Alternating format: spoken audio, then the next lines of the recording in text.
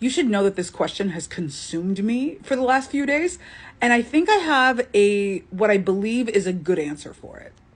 So Arwen is not actually in a position before she meets Aragorn to choose whether to become elf or human or not. Arwen is an elf. That's just what she is. Elrond got to choose whether to be elf or human because Elrond is a half elf. Elrond has to choose because you can be half elven, but you have to choose how you count yourself, and he chose elf. And because Elrond marries Galadriel's daughter, they have Arwen and her twin brothers. They are not half elves. They're just elves. And there is a lot to be said about Arwen's position in the story, both in the books and in the movies. The books, more so, that Arwen is Luthien to Nuviel's spitting image. Like, it's one of the things that people know about Arwen. Like, Arwen is literally, like, Luthien to Nuviel, like, come back to life. Like, I wouldn't be surprised if Sauron was legitimately scared that Arwen was going to take part in the War of the Ring because of Luthien's, like, resemblance to her and the way that Luthien so thoroughly fucked up his plans in the Lay of Lithien. And I think Arwen would have grown up with a level of understanding of who she resembles and who that person is in history. And honestly, I feel like it would be so hard for Arwen for like thousands of years that she's alive, constantly being compared to Luthien to Nuviel and constantly like knowing that you're never going to measure up to that. And her other relatives ain't nothing to sneeze at either, because Galadriel is her grandmother, and Galadriel has always had like this deep driving ambition to rule, and Arwen doesn't really express anything like that. She's just a girl. She's just living. And I feel like Arwen being compared to Luthien so much, she would want nothing to do with her legacy at all. I feel like for like the 2,000 years that she was fucking around in Lothlorien and she was being raised by Elrond and Rivendell, she would probably have made conscious choices to being like, I'm not taking part in the main drama of Middle-earth. Like, I'm not going to be like a carbon copy of my ancestor.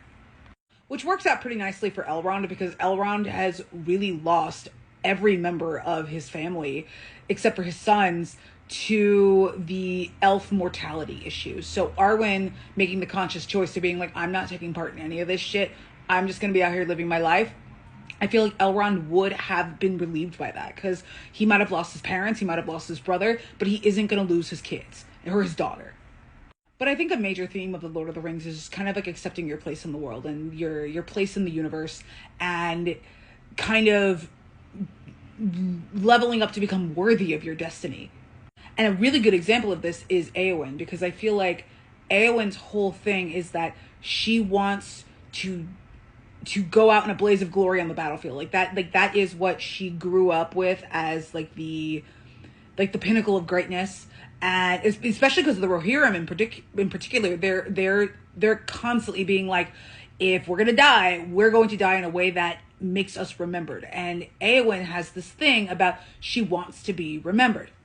And the way that she wants to be remembered is as somebody with honor, with renown. Like she wants to go the fuck in on the battlefield. Which, that's fair, Eowyn. Like, God bless you. And this is a very Christian moral here, so like your mileage may vary, but Eowyn's whole lesson that she needs to learn is that she is not living up to her actual potential. Like, she's so focused on the destiny that she wants that she is not seeing what Eru Ilúvatar and fate has for her. Which is why when she meets Faramir and they fall in love in the Houses of Healing, Eowyn is like, I'm done trying to win renown on the battlefield. I want to be a healer.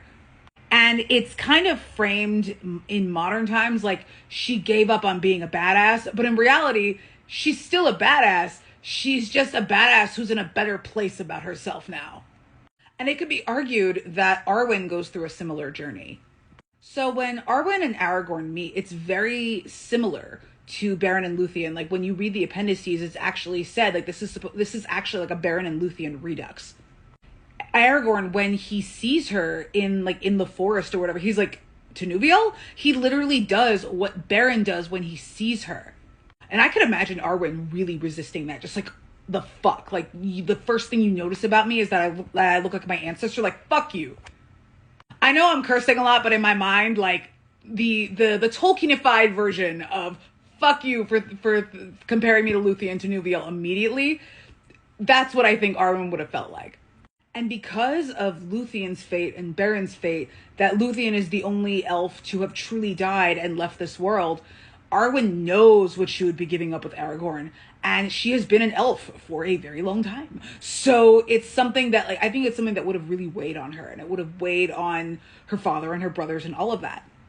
But it wasn't her fate to stay out of things. It wasn't her fate to just kind of live like a charmed elf existence and then go off to the Undying Lands when she was done being on Middle-earth.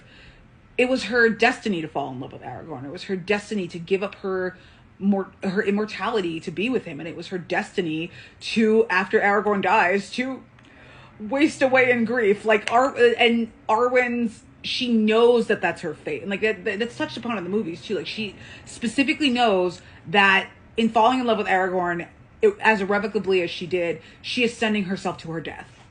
And Elrond fights this too, because he knows what his daughter would be giving up. When in the books, when he's talking to Aragorn about him possibly marrying his daughter, Elrond is just like, I will not accept anything less than you taking up the mantle of your destiny and becoming king of Gondor. Like, anything less and you don't deserve her. Aragorn rises to the task, and when he does, he is reunited with Arwen, because Arwen doesn't have like as big of a role in the books. Like, a lot of her parts have were kind of given to her from other characters who were written out. And before Elrond goes off to the Undying Lands, he says goodbye to his daughter, and he knows that he's never going to see her again. And it's actually spoken about in the books as being like one of the saddest and most bitter partings between elves and between loved ones that has ever happened. Like, it's one of those stories that, like, I think when you're younger, you kind of see Arwen as kind of like this pretty Lord of the Rings Disney princess, because, like, look at her, like, she's beautiful. I don't know. I feel like Arwen is very much dismissed by the fandom, like, especially book fandom, because she doesn't necessarily get a whole lot of screen time. A lot of her screen time is in the appendices. The movies, actually, when she's doing stuff, it's appendices stuff. It's not main text stuff. And it's very easy to kind of dismiss her as like the Tolkien Disney princess, but in reality, her story is tragic, and it kind of sticks with you a little bit when you realize what she gave up, and probably how hard she was trying to stay out of the main plot of the story, so like she wouldn't die, you know?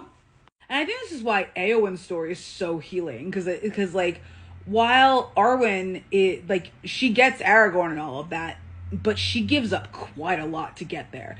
Eowyn, she gives up like her dream of like dying on a battlefield, but she ends up gaining this whole beautiful, like, multifaceted life that she would not have had while she was on her like sewer slide pact. But I think that's the answer here. Like, Arwen would not have been able to choose to be human until she was in a place where she was ready to accept Aragorn's love.